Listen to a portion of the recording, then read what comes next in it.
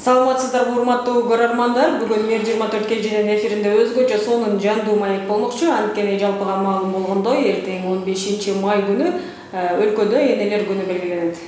Бул күндүн урматына кыргыз саясатынын алдыңкысы, коомдук ишмер Курманжан Датка фондунун төрайымы Жылдызкан Жолдошова Айтибаевна менен маек курмакчыбыз. Сижекке студиябызга кош келипсиз. Энелер күнүңүз кут болсун. Дайыма жаздай жаркырап, бүгүнкүдөй болуп, бизге кеп кеңешиңизди берип, кыргыз кыздарынын эң алдыңкысы сап башында болуп жүрө бериңиз. Кептин башын мен ушул кыргыз саясатынын алдыңкы мырзалары менен тең тайлаша жүргөн саясатчы Жылдызкан айымды, ошол эле учурда жигит мүнөз Жылдызкан Жолдошованы кандай апа тарбиялап ушул даражага жеткирди? Апаңыз жөнүндө кеп баштасак. Рахмат. Менин апамдын аты Алима Абдрахман кызы. 1930 жылы төрөлгөн. Кара Суу районуна караштуу Таширевден колхоз болгон. Ата-энеси 1933 жылы ачарчылыктан каза болуп калышкан. Алар 7 бир тууган эле болгону экөө калышкан. Менин апам Алима, бир тууган эжеси Салима. Апамы анын тайкелери багып алган. Тайкелери Турсунбай Бакирулунун аталары. Айтайын дегеним, тилекке каршы апам сабатсыз. 3 жашында жетим калып, албетте окубай калышкан. Бирок апам өтө боорукер, абдан адамгерчиликтүү, чындыкты гана айткан, эч качан эч кимге жамандык кылбаган. Ошону менен бирге абдан шаңдуу жүрөт эле. Гүлгөнү мен да жаш мезгилимде ошондой күлчүмүн. Абдан бир шаңдуу күлөт эле. Алыстан уксаң дагы менин апам күлүп жатат деп ошол күлкүсүнөн тааныйт элек да. Апам эч качан мөңгүрөбөдү. Атам эртөө каза болуп калды 1967 жылы, мен 7 жашта элем. Вот биз канчалык кыйналсак дагы апам бул сыноо, жараткандан берилген сыноо, ал сыноону жеңсең, сен жеңишке жетишесиң дейт эле. Эгер сынбасаң, мөңгүрөп калбасаң, мен ушунда болуп калдым деп өзүң аяп, чөгүп кетпесең, анда жеңишке жетесиң дейт эле. Апам сабатсыз болсо да ушундай сонун сөздөрдү сүйлөйт эле. Биз түшүнбөйт элек, каяктан ушундай сонун сөздөрдү сүйлөйт деп. Көрсө, атам мугалим болчу, алгачкы мугалимдердин бири. Өкө баш кошкондо бир 4 жыл балалуу болбой калышат. Анан атам күндүгү дептерлерди окуучулардын текшергенден кийин сөзсүз китеп окуйт экен да. Анан зеригип, акырын барып, мындай үнүңүздү чыгарып окусаңыз, мен да уккум келет деп. Ошол үнүн чыгарып, атам күндүгү апама китеп окуп берип, апам ушунчалык жашоодогу баягы өзүнүн жан дүйнөң өсө турган ушундай учкул сөздөрдүн баарын тең ошол ар түрдүү көркөм китептерди окуп берип, атам 4 жыл деген бул чоң да. Кийин деле мына ушул дүйнөдөн өткүчө апама китеп окуп берген экен да. Ошон үчүн апам абдан жакшы сөздөрдү айтат эле. Апамдын дагы бир жакшы нерсеси, тамак ичип бүткөндөн кийин сөзсүз түрдө бир 5 же 10 мүнөт бизге насаат айтат эле. Жалган сүйлөбөгүлө, бирөөнүн акысын жебеш керек. Эч качан бирөөнүн жеке аброюна шек келтирип сүйлөбөгүлө. Бирок кимдир бирөө силерге ошондой өздөрү тийишсе, мындай айтканда катуу эле катыгын берип койгула дейт эле да. Анан сөзсүз түрдө айтат эле, уруксатсыз бирөөнүн буюмун албагыла, жалган сүйлөбөгүлө, ушак сүйлөбөгүлө деп. Апам ушундай бир 10 мүнөттүн ичинде күндүгү тамак ичкенден кийин 2 маал тамак ичебизби, 3 маал тамак ичебизби, мына ошондо ушундай сөздөрдү айтат эле да. Анан сөзсүз түрдө билим алыш керек. Атаңар билимдүү болгон, атаңар ушундай адам болгон деп бизге атам жөнүндө бир жомуктоо баатырдай кылып айтчу да. Сөзсүз жогорку билим алып, анан апамдын 2 жакшы жагы болду да. бизге. Биринчиден апам эркиндикти берди, биз өтө эркин өстүк. Экинчиден апам бизге билим бере алды да. Мына ошол апамын бир эле бизди өлүм менен алып урушуп, ушул жашоого алып келүү менен чектелбестен атасыз калган балдарын атасы жоктой кылбай, атасы бардай кылып тарбиялап, ошону менен бирге ар бирибиздин жашообузда, мындай айтканда, жашоодогу жолубузду тапканга мүмкүнчүлүк берди. Ким кайсы кесипке ээ болом десе, апам эч качан жок деген жок. Биздин сүйүп өмүрлүк жарыбызды мындай айтканда тандообузда дагы апам каршы болгон жок. Тескерисинче, бул жашоо өтө татаал, өмүр өтө кыска, ал эми жашоонун жолу өтө татаал. Ошондуктан эгерде сен сүйүп турмушка чыксаң же сүйүп үйлөнсөң, анда сенин жашооң жеңил болот. Анткени экөөң бири-бириңи түшүнгөндө гана деп айтат эле. Тилекке каршы апам былтыр 2021-жылы 15-июлда 94 жашында бул дүйнө менен кош айтышты. Мен бир апта апамы карадым. Ошол мезгилде апамдын айткан сөздөрү, акыркы насааттарын мен эч качан унутпайм. Апам менен гана суранды, менин көзүм өткөндө, сен менин көзүмдү момундай жаап туруп, колуң менен жакшылап, анан пешенемен 3 жолу сылап кой деп. Апа, бул нерсени уул эркек балдарын кылыш керек. Мен сенин кыз балаңмын десем, апам айтты, сен элдик, мамлекеттик кызматкерсиң биринчиден. Экинчиден, сен ушул балдардын, эркек балдардын баарын окуттуң. Көтөрүп жүрүп ушул өкөлөрүңдү чоңойттуң. Андан кийин мен эмне үчүн сага мына ушуну айтып атканым, сен улуу Курманжанды атканын атын алып жүрөсүң. Ошон үчүн мен сага ушул вазифаны тапшырып аттым деди. Мен ошол вазифасын аткардым. Анан дагы бир кызык нерсени айткым келет да. Ушул энелер күнүн Алмазбек Атамбаев өзүнүн указы менен теге аныктаганда биз 7 бир тыганбыз да. Анан баарыбыз чогулуп, эжем чоң уулунда биз багалганбыз 8 бир тыган. Анан айттык да, апа, сага эмне белек кылалы? Майдын 3-чү жекшемби күнү бул энелердин күнү болуп эсептелип калды десем, апам ойлонуп туруп айтты, мен бир дагы боз үйдү мындай жакындан көргөн эмесмин, боз үйгө уктап көргөн эмесмин деди да. Ушунчалык боз үйдү көргүм келет деди. Анан биз күткөн эмеспиз да, мына ушундай жакшы ой тилектер бар экен. Анан баарыбыз чогулуп, бир туугандар бая Рамзан Кадыровго боз үй белек кылганда, Бейшенбек деген агай бар, ошол агай менен капсынан жолугуп калып айтсам, укмуштуудай сонун боз үйдү жасап берди. Тоңдуктар кереги түндүгүн бүт баарын жасады, жыгач иштерин, ал эми нарындыктар укмуштуудай сонун кылып ичин жасалгылап берди да. Мына ошол боз үйдө апам көп жылдар жашады, аябай жакшы көрөт эле. Ошондой эле ушул боз үйдөн мен апамы узаттым. Ушундай сизди сонун кыргыз аялдарынын алдыңкысын тарбиялаган апаңыздын бейиши болсун деп сөздү кийинкиге улайлы. Сиз 27 жылдан бери, тагыраагы 95-жылдан бери Курманжан Датка фондунун жетектеп келип атасыз да. Бул жылдар аралыгында аталган фонд кандай иштерди аткарды, кандай пландары бар, азыркы күндөгү абалы кандай? Курманжан Датка фондун түзүү, ачуу, ушундай фондду жаратуунун идеясы Токтогул атында сыйлыктын лауреаты кыргыз эл акыны Марамкан Абылкасымова эжебизге таандык. Мен 1-Май районунда иштеп жүргөндө 1995-жылы Марамкан эже түшүндө Курманжан Датканы көрөт. Анан келип мага айтып атат, жылды сен Кара суунун кызы болот экенсиң. 1-Май районунда, Бишкек шаарында, бул центральный районда ошол жерде иштейт экенсиң замакин болуп угуп атайын сага келдим, ушу Курманжан Датка атындагы кайрымдуулук фондду түзөлү деп.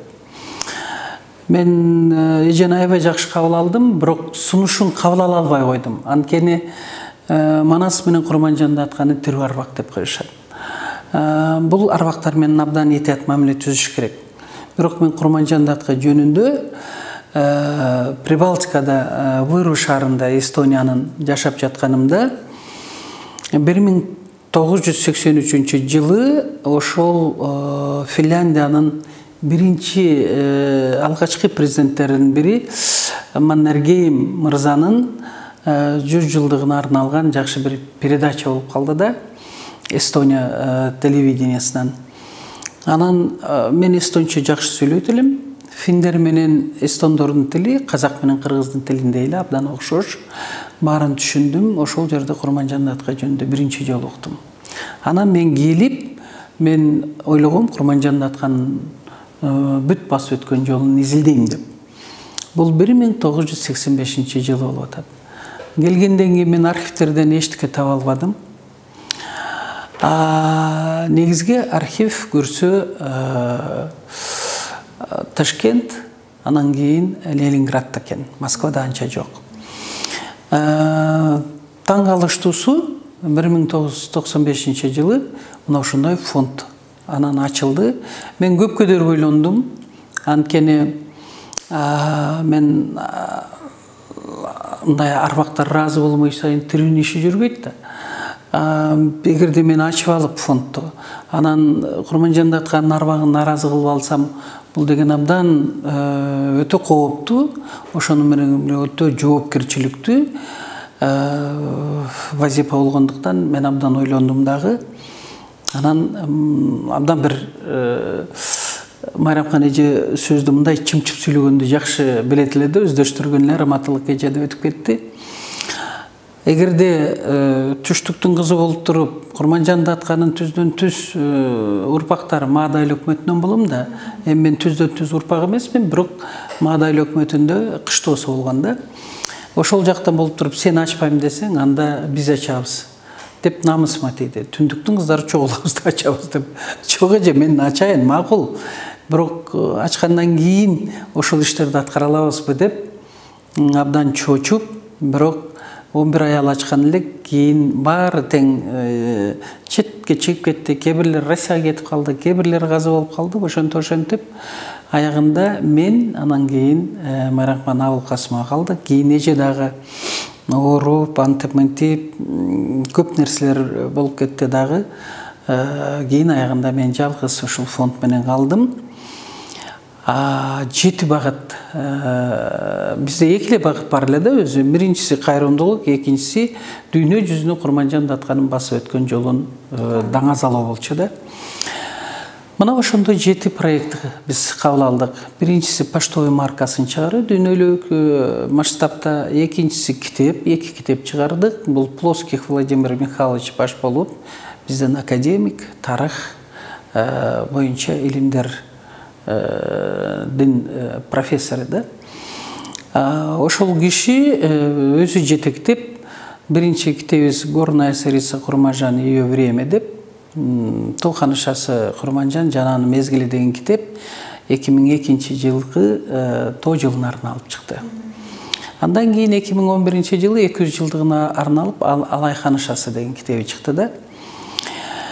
Ал эми 3-чү биздин долбоор бул Бишкек шаарында өзүңөр көрүп жүргөн эстеликти мына биз салганбыз. Ошол эстеликте менин де фамилиям бар эле, Демилгечи деп пьедесталда жазылган. Анан 30 августта түнкү саат 22:00 ошондогу Осмонакын Ибраимов гос секретарь эле ошол мындай дүлөй жана сүйлөй албаган, орусча айтканда глухонемой кызматчыны алып келип менин фамилияма өчүртүп салган. Бул да тарых. Эми силердин мындай айтканда телевидениеден мүмкүнчүлүгүн колдонуп буну да айтып коеюн. Бул да тарых, бул да чындык. Бирок ага карабастан 31 августта ачпайбыз деген аракет кылышкан эстеликте. Бирок эл журт келип алгандан кийин региондордон ачканга туура келген. Мен абдан ыраазымын ошол мезгилдеги Чыңгыз Төрөкулович Айтматовго ачуу аземине өзү эле келип катышпастан тоскоолдуктарды жоюуга аракет кылган. Танаев, анда премьер-министр эле Раматыл Калдагазы болуп калды. Ошол киши жардам берди. Медет Керимкулов абдан каттуу жардам берген кишилердин бири ошол Төлөгөн Касымбеков менен Майрамкан Абылкасымова да абдан капаланышканда. Албетте эл журтка ыраазымын, себеби бул эстелик элдин акчасы менен салынды да, мындай айтканда телемарафон болуп туруп. Аскар Акаевич өзү ачты, бирок ошол мезгилде дагы кайсы бир себептер менен Чыңгыз Айтматовго сөз бербей коюшкан. Ошонусу өкүнүчтүү. Төртүнчү биздин долбоор бул Ысык көлдөгү аябай Жакшынакай комплекс, Курманжан атындагы тарыхый мемориалдык комплекс болчу. Аны да саясатка айландырып жиберишти. Андан кийин аягында, анан өзүңөр билесиңер, Курманжан атындагы, бирок ал жерде Алтай цивилизациясы деп биздин максат баягы көздөгөн ишке ашпай калды. Себеби ал жерде 1917-жылга дейин кыргыз элинин тарыхы, андан кийин Совет доору, андан кийин эгемендүүлүктүн башатынан баштап ушундай Жакшынакай бир музей болмок. Манас атабыздын тиги эстелигинен баштап 11 инсандын эстеликтери болмок. Эми саясатта ушундай экен. Мисал үчүн мен ошол мезгилде ата журт оппозициялык биз фракция партия күчтүү болчу. Биз чындык өзү эч кимге жакпайт окшойт. Кайсы кимиси бийликке келбесин. Ошондо да биздин айткан чындыктар ошондогу бийликке жакпай, анан менин оозуму басыш үчүн эчтеке таппай анан ошол комплекске Кен прокуратура 42 жолу текшерди, АКС 42 жолу, Счетный палата 42 жолу текшерип эчтеке таппай, ошонун баары биригип 126 мындай айтканда текшерүүнү фонд Курманжанатка башыбыздан өткөрдүк. Хотя фонд Курманжанатка бюджеттин мындай айтканда мамлекеттен бир тыйын түшпөсө дагы. Бирок элдерди сүйлөттү, ысык көлдүктөргө жаман көрсөтүүгө аракет кылышты, тегиле элге жаман көрсөтүүгө аракет кылышты. Бирок башында айтып кетпедимби, Курманжанатка бул тирүү арбак жол бербеди. Даже жолдош камайбыз дегенге дери барышты. Бирок акыйкат, чындык чыгат. Өзү чындыктын жолу өтө узун болот да. Пока чындык айтып коюшат го бирөө тамашалап. Чындык шымын кийгиши жалган дүйнөнү кыдырып чыгып калат деп. Ошондой экен да. Ошон үчүн бул биздин 4-чү долбоор эле. 5-чи долбоор азыр биз буну 2014-жылы Маданият министрлигине өткөрүп бергенбиз. Мен ойлойм, Маданият министрлиги биздин идеяны да камтып туруп, ошол комплексти Жакшынакай кылып өздөштүрүп алат деп. 5-чи бул аябай жакшы бул долбоордо окумуштугум болчу. Бул опера балетте биз балет койдук, Курманжан деген. Бирок тилекке каршы аны немеден чыгарып коюшуптур. Программасынан опера балет театры. Өткөндө мен Азамат Жаманкуловго кирип сүйлөшүп чыкканда кайрадан биз киргизебиз деген да. Ал эми 5-чи биздин балет өтө кыйын экен, тартыш, бирок баягы Сталбек Бактоолов деген агайыбыз бар го, композитор. Ошол окумуштуудай сонун музыка жазып берди да. 6-чы проект бул Тоо ханышасы Курманжан деген теги документальный фильм, Тоо ханышасы деген. Буну Замир Эралиев тартты. Ал эми өзүңөр билесиңер, Курманжандатка деп бул биздин идея. Айрыкча мен толгонуп мындай айтканда кадимкидей бала төрөгөндөй 25 жыл мына ушул улуттук көркөм тасманы тартсам дегенде кандай гана душмандар менен күрөшүп келбедим. Анан Садык Шернияз режиссер болуп бул фильмди тартып берди. Бул биздин 6-чы долбоор болчу. 7-чи долбоор, акыркы долбоорубуз Бишкек шаарында Курманжан Датканын жакшынакай музейин салышыбыз керек. Себеби айтып өтпөдүмбү, Скөлдөгү музейди алар Алтай цивилизациясы деп бүт башка нукка буруп коюшту да. Ошон үчүн мен ойлойм, шаарда жетекчилери дагы мына ушул маселени сөзсүз түрдө чечип берет деп. Ошондой эле мен ойлойм, Садыр Жапаров биздин президентибиз дагы ушул маселеге көңүл буруп, азыр мына Манас айылын долбоорун көрдүм, мага аябай жакты. Абдан сонун кылып туруп, эгерде ошону салса, мен ойлойм, бул биздин Бишкек шаарыбыздын эң бир көрүнүктүү, орусча айтканда достопримечательство болот эле да. Коноктор келсе дагы кыргыздын нукра маданиятындай айтканда тарыхын көрсөтө алган.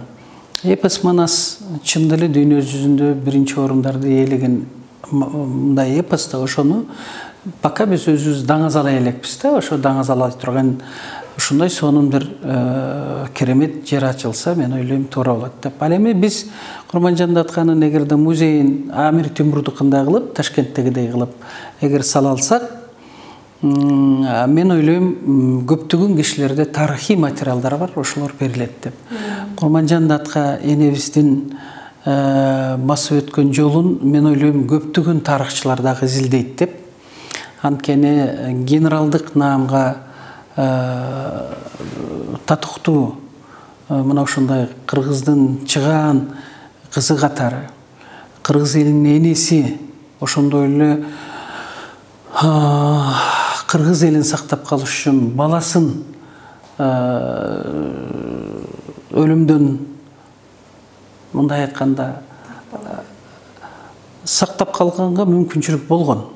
Бирок эгерде баласын дей турган болсо, эли кырылып калат. Мына ошондо ал элинин тынчтыгын бийик койгонда, мен ачыгын айтайын, бир эне баласын өлүмгө тарта албайт. Бир эне. Эч ким тарыхта мындай болгон эмес. Эми тарыхта Сталин өзүнүн баласын солдатты генералга алмаштырбайм деп, баласын алмаштырбай койгон. Бирок баласынын өлүмүнө тикөө кароо деген, кечирип коесуңар энелер, жок дегенде бир баланы төрөгөн эненин жүрөгү кандай экенин билет, бирдей эне баласынын өлүмүнө тике карай албайт. Ошон үчүн Курманжан Датка тарыхый кыргыз элинин энеси деген атка калган. Бул экинчиден, үчүнчүдөн Курманжан Датка өтө күчтүү дипломат болгон, элчи. Ошон үчүн Скоблев менен сүйлөшө алган. Ал 3 жыл каршылык көрсөткөн. Курманжан Датканын 100 эле мергенчиси болгон. Мына ошол мергенчилери пушкалары менен келген орус империясынын солдаттарына каршылык көрсөтүп, аягында Скоблев генерал чарчап, чалыгып, эмне кылышын билбегенде, анан кийин Шабдан Баатырды жөнөтөт сүйлөшүүгө. Ошентип анан алар сүйлөшүү жолдору менен чечүүгө аракет кылышат. Бирок ошондо да айтат Курманжан Датка, эгерде орус армиясы, генерал Скоблев, эгерде мага подобающий дейт, жакшылап мамиле жасоо менен мени эгерде кабыл алып, биздин койгон шартнамеге макул болсо, мен анда сүйлөшүүгө даярмын дейт. Эгерде алар бизди кемсинтип, биздин койгон шартнамелерге макул болбосо, анда биз согуш жарыялайбыз деген. Биз бул жерибизди ата бабаларыбыздан калган жерди бербейбиз деген. Мына ошон үчүн Курманжан Датка улуулугу мына ушундан. Көрдүңөрбү?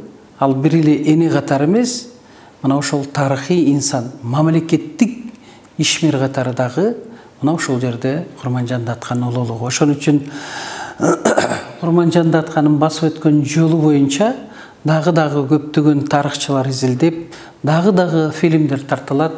Мындай ачылбаган көп барактар бар да. Ошон үчүн Курманжан Датканы энебизге арналган 7-долбоорду мен ойлойм ишке ашырабыз деп. Ал эми кайрымдуулук иштерибиз жүрүп атат. жүргөн дагы да жүрө берет. Рахмат эже. Анан мен көптөн бери сизден сурайын деп жүргөн суроо бул. Өзүңүзгө маалым, жалпыга дагы маалым, бул Кыргызстандын биринчи кан айымы. Кан айымынын башына кандай кыйынчылыктар түшкөнүн бүтүндөй Кыргыз элине турсун, кошуна өлкөлөргө деле, мындай дүйнөгө деле маалым да.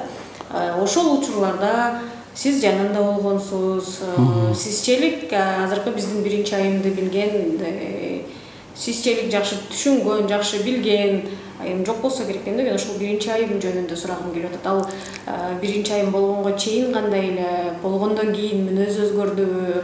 Негизи эле ушул айым жөнүндө элге толук маалымат жетпейт да. Мен ошону сизден толуктап сурайын дегенмин. Мен азыр Айгүл Жапарова жөнүндө айтардын алдында мен эки доско, эки иниме Садыр Жапаров менен Камчыбек Ташиевке айтар элем да.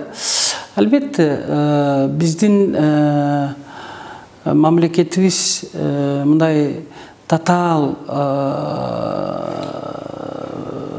климаттык шарты менен дагы татаал мындай бир жок дегенде казактарга окшоп же газыбыз жок, же мунайыбыз жок, же болбосо мына өзбектерди өзүңөр билесиңер, алардын да өзүнүн газы, өзүнүн нефтилери бар. Түркменистанды айтпай эле коеюн.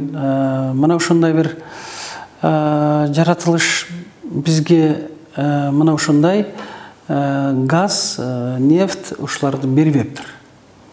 Берсе да кандайдыр бир аз өлчөмдөй ИТО ошонун мурунку жетекчилер туура эмес башка кошуна өлкөлөр менен келишим түзүп алып туура эмес багытка кетип калган да. Ал эми бизге алтын кен байлыктарын Менделеевдин 24 ошол элементтери бар бүт байлыктарды бизге бериптир да. Анан суу байлыктары. Суу болгондо энергетика байлыктарын өздөштүрдүк. Мындай айтсак, өркүндөтсөк болот да. Мына ушул багытта абдан так, туура, абдан бир мекенчилдик сезим менен элге гана, өзүбүздүн өлкөбүзгө гана иштей турган бир системага келишиңер керек болуп атат да. Мына ошол системага азырынча силер келе элексиңер. Мен мына ушул нерсени бул айтышат. Суу дейт, кошуналар айтат, сатылбашы керек дейт. Суу бул жаратылыштын байлыгы дейт. Газ деле ошондой жаратылыштын, мунай деле ошол жаратылыштын байлыгы. Анда алар эмне үчүн бизге сатып атат? Турдакын Усубалевич Раматылык аксакалыбыз какшап айтып кеткен, сууну биз сатышыбыз керек деп. Болуптур, эгер сата албай турган болсок, анда алар бизге электр энергияны бекер беришсин. Же башка бир маселелерде, мындай айтканда, бартерный системага өтүш керек деп ойлойм да. Мына ушул жактарын да карап көрсөңөр. Эми албетте катачылык кетип атат. Жакшы жактары да болуп атат, ийгиликтер да болуп атат, аракеттери да болуп атат. Бирок мен өзүмдүн оюму саясатчы катары айтып келсем, кээде капаланып калып атышат. Капаланбагыла. Биз азыр мына бир кыймыл түзбөдүкпү, кеңештеп. Ошол кеңеште мамлекеттик жогорку кызматтарда иштеген инсандар да бар. Биз силерге же элге, мамлекетке душман эмеспиз. Өзүбүздүн болгон кеңешибизди айтып турабыз. Эгерде кабыл алсаңар, биз абдан ыраазы болобуз. Кабыл албасаңар, аны да өз эркиңер демекчибиз да. Бирок жалгыз президент эч качан мындай бир ийгиликке жетише албайт. Кайсы өлкөнүн президенти болбосун. Ошон үчүн күчтүү инсандардын, башкача айтканда тазирбасы мол инсандар менен албетте акылдашып, кеңешип турса, бул бир гана ийгилик алып келет да. Эми сиздин сурооңузга жооп. Албетте Айгүл Жапарова башынан аябай көп оор сыноолорду өткөрдү. Ачыгын айтайын, адам баласы көтөрө албай турган бир кысымдар дейлиби, же болбосо акыйкатсыздыктар дейлиби, же болбосо мына ушунчалык бир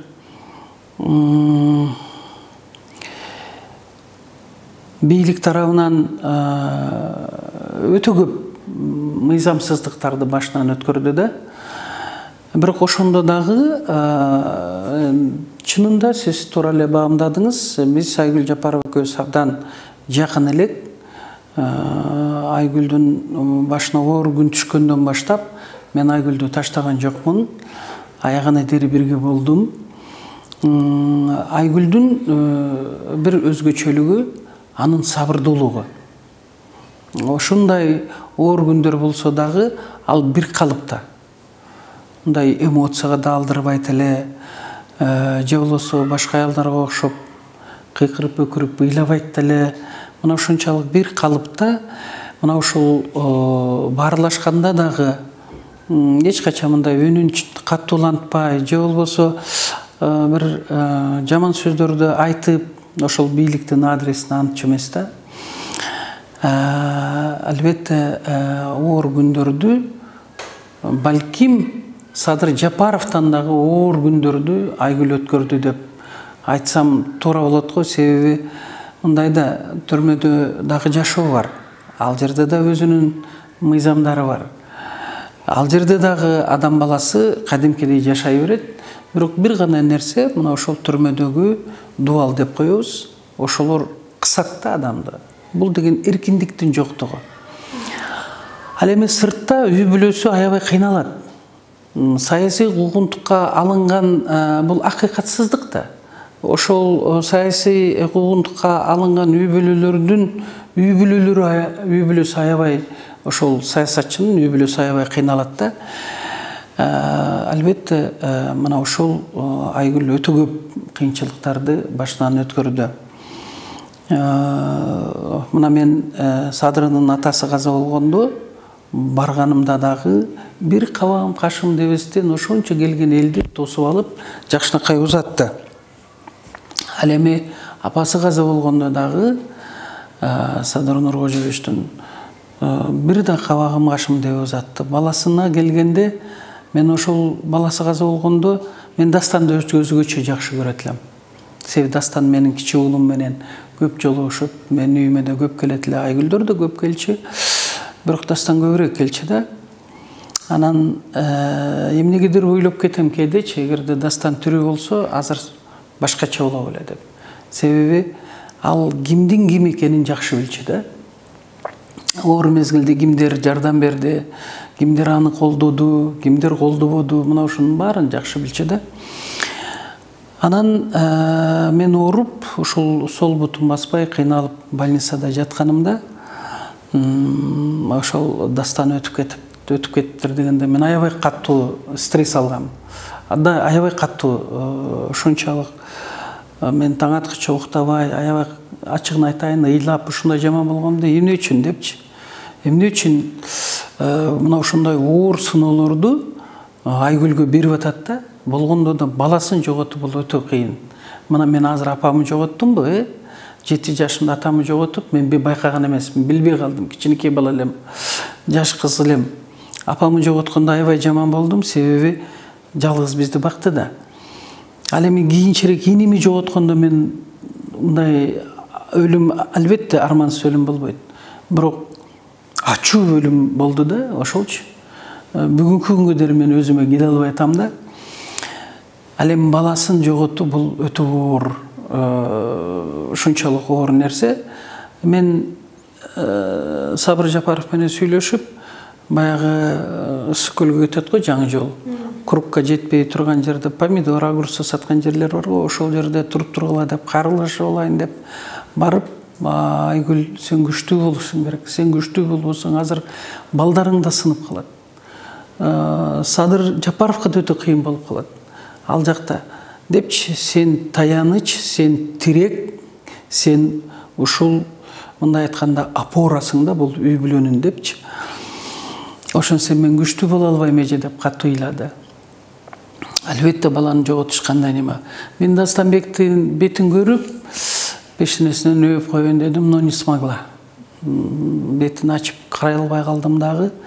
Мен бара албай калдым да, себеби бутум сылтып басып, аябай катуу ооруп, ошондой бир больницада жаткан учур эле да, бара албай калдым. Мен эмнени айткым келет?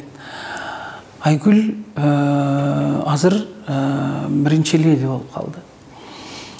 Канайым болуп калды. Албетте биз жолугуша элекпиз. Ошол кийин бир жолу бир немеде жолугушуп калдык, мындай эле атак сүйлөшүп баарлаша элекпиз да. Бирок мен сырттан байкап турганымда Айгүл ошол эле мүнөздө, ошондой эле назик, ошондой эле жөнөкөйлүгү, ошондой эле сабырдуулугу, башка өлкөлөргө барганда дагы өзүн мындай айтканда татыктуу алып атат, алып жүрөт. Айгүлдүн мындай бир жаман жактарын көрбөдүм да. Бирок мен абдан каалайт элем Айгүл бактылуу болушун. Мына ошондой азаптардан кийин, акыйкатсыздыктардан кийин, мыйзамсыздык өтө жаман мыйзамсыздык болду да. Ошону менен бирге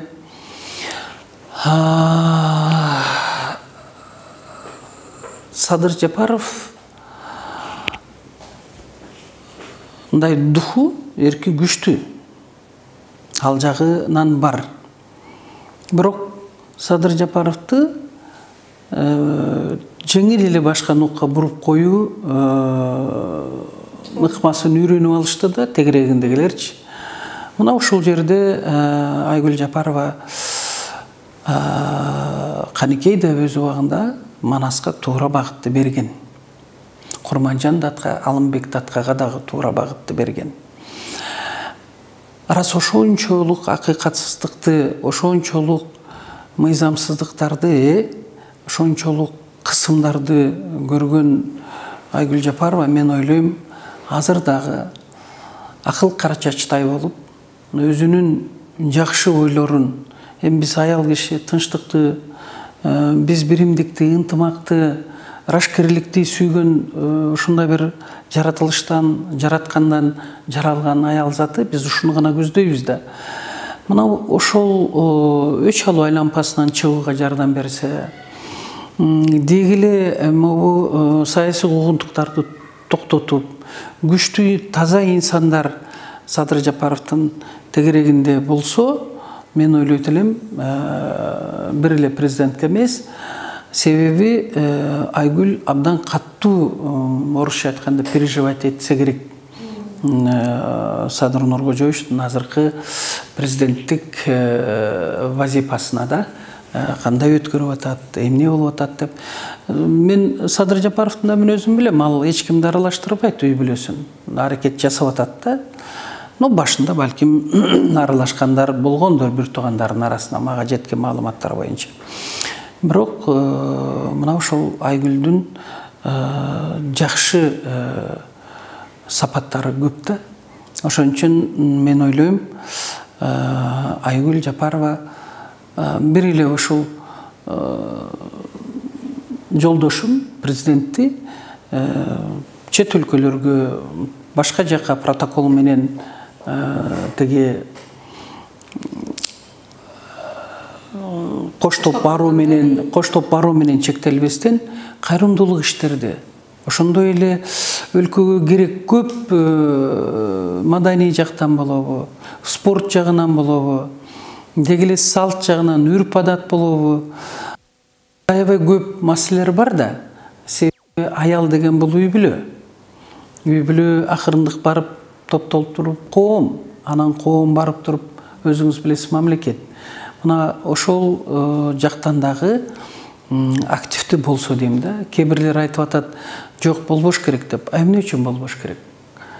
Айгүлдүн басып өткөн жолу өтө татаал, ошондой эле өтө аянычтуу болгон. Мен ойлойм, мындай аял заты сөзсүз түрдө өзүнүн элине, мамлекетине кызмат кылыш керек деп. Ошон үчүн Айгүл Жапарова, мен биринчи көргөн күндөн баштап мага жакшы бир ой пикир калтырганда, азыр деле ошондой ой пикирдемин. Мен ойлойм, Айгүл Жапарова активдүү болсо коомчулукка пайдасы абдан тиймек деп. Ошондой эле саясат жагынан дагы бышып жетилди да. Мына ушуну айткым келет. Айгүл Жапарованын президентти расмий иш сапарларда коштоп барганын дагы жүрүм туруму, баскан турганы, жана азыркы талкуулап аткан кийим кечегине протоколго туура келет. Биринчиден, чындап эле Айгүл Жапарова өтө назик, сулуу десек жаңылышпайбыз. Эми бизде ар бир кыргыздын кыздары сулуу.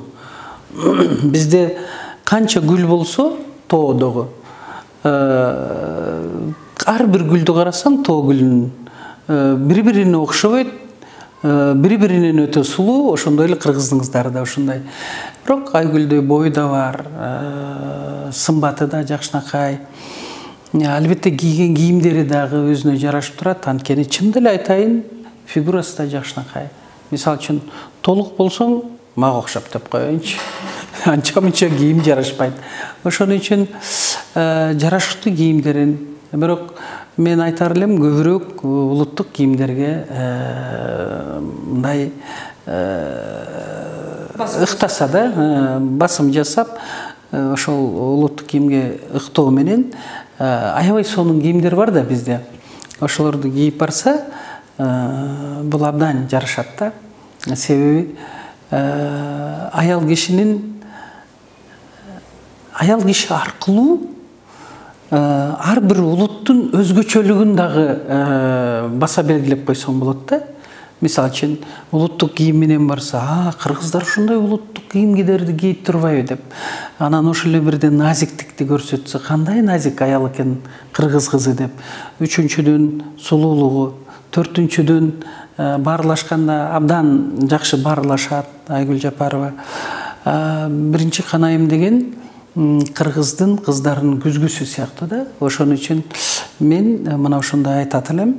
Мен копулума толот өзүчө, бирок кыргыздын улуттук кийимдерине мындай басым жасап барса туура болот деп. Рахмат эжеке, алдында убактыңызды бөлүп атайын студияга келип бергениңиз үчүн, майрамды жакшы тосуңуз, бүгүнкү маегиңиз үчүн ыраазычылык билдиребиз. Анда мен энелерди дагы бир жолу куттуктап койбоймунбу, Санара? Биринчиден, мен бүт эле кыргызстандыктарга кайрылып кетет элем. Ата-энеңер тирүү мезгилинде өзгөчө мамиле кылгыла. Эненин таманында бейиш деп коет. Чынында эле эненин орду өзгөчө экен. Эненин күндүгү сага берген батасы эч нерсеге алмаштыра албайт экенсиң. Ошол батасы менен көгөрөт экенсиң. Менин апам мага күндүгү батасын берет эле. Менин апам күндүгү жараткандан сурайт эле, ушул кызым кайерге барбасын, аман эсен келсин деп. Менин апам күндүгү болбосо дагы 2 күндө бир видеозвонок менен сүйлөй албай калган күндө дагы батасын берип, жакшы тилектерин шывырап болсо да айтат эле. Менин апам адам бол дейт эле. Биринчи иретте адам бол деп. Чындыкты айт. Элиң үчүн, мамлекет үчүн гана жашагын деп. Мен ойлойм, менин апам ыраазы мага деп. Мен сага ыраазымын, апа. Ошон үчүн барыңыздарга айтат элем. Апаңарды алпештегиле, тирүүсүндө курортторго алып баргыла. Эң жакшы кийимдерди, тамагын белең кылган бул аздык кылат. Негизгиси апаңарга жылуу сөз сүйлөгүлө. Барын жасап туруп, ушунчалык одоно мамиле жасасаңар, анда апаңар эрте кетип калат. Атанын жыты башка, эненин мээрими башка. Ошон үчүн урматтуу энелер күнүңөр менен мен куттуктайм. Бар болуңуздар. ар бириңиздер кандай жакшы тилектерди, кандай жакшы бир ой максатты тилесеңер ошого жетсеңер дейм. Эненин жылмаюусу, эненин күлгөнү, эненин тосуп алганы, эненин батасы мынау өзү бейиш деп айтар элем. Бар болуңуздар. Мынакей урматтуу көрөрмандар, сиздер бүгүн абдан сонун маекти көрдүңүздөр деп ойлойбуз. Кийинки эфирден амандашканча сак саламатта калыңыздар. Дагы бир жолу энелер күнүңүздөр кут болсун. Бар болуңуздар.